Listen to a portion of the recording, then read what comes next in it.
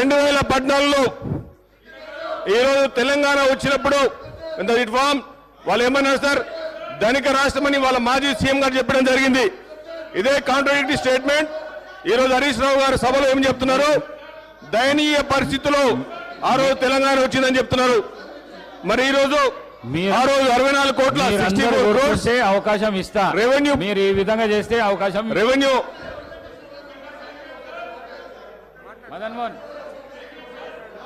మదన్ మోహన్ గారు మాట్లాడండి సార్. వాళ్ళకి సార్ వాళ్ళు ఎట్లా అందరు వెరీ సర్ప్రైజ్ సార్, అవకాశం ఇస్తా. I'm astonished, I'm surprise sir.